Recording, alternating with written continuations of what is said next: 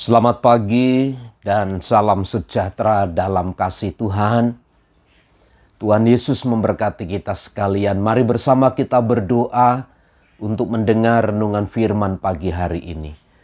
Kemuliaan dan hormat hanya bagimu Bapa, Allah yang telah mengaruniakan segala kehidupan yang baik kepada kami. Karena kasih setiamulah kami ada. Karenanya dimuliakan dan diagungkan namamu Bapa. Saatnya kami akan mendengar dan merenungkan firman-Mu, berkatilah kami. Dalam nama Tuhan Yesus. Amin. Mazmur 144 ayat yang ke-12 sampai ayat 15 demikian.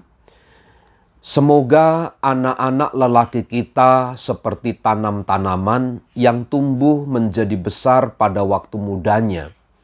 Dan anak-anak perempuan kita seperti tiang-tiang penjuru yang dipahat untuk bangunan istana. Semoga gudang-gudang kita penuh mengeluarkan beraneka ragam barang. Semoga kambing domba kita menjadi beribu-ribu berlaksa-lasa di padang-padang kita. Semoga lembu sapi kita sarat, semoga tidak ada kegagalan dan tidak ada keguguran, dan tidak ada jeritan di lapangan-lapangan kita. Berbahagialah bangsa yang demikian keadaannya, berbahagialah bangsa yang Allahnya ialah Tuhan. Pemazmur mengutarakan tentang sebuah keberadaan orang-orang yang hidup diberkati oleh Allah. Namun orang-orang yang diberkati oleh Allah itu adalah mereka yang taat. Mereka yang menyandarkan hidup selalu kepada Tuhan di dalam segala keadaan, di dalam segala situasi yang dihadapi. Bagi mereka yang selalu bersandar dan berharap kepada Tuhan akan terjadi lawatan dan berkat Allah yang sedemikian yang disampaikan oleh pemazmur. Merekalah yang disebut sebagai orang-orang yang berbahagia. Kenapa? Karena Allahnya ialah Tuhan.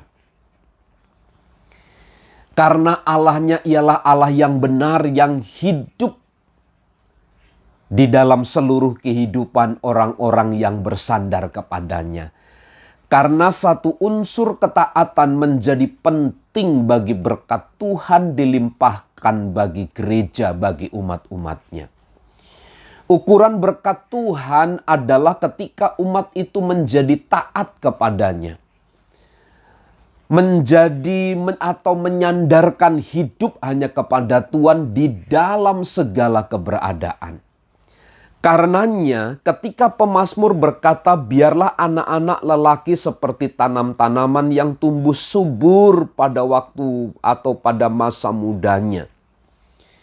Dan anak-anak perempuan seperti tiang-tiang penjuru yang dipahat untuk bangunan istana. Anak-anak kita menjadi anak-anak yang berguna. Anak-anak yang menempati tempat-tempat yang dikehendaki oleh Tuhan. Berawal dari mana?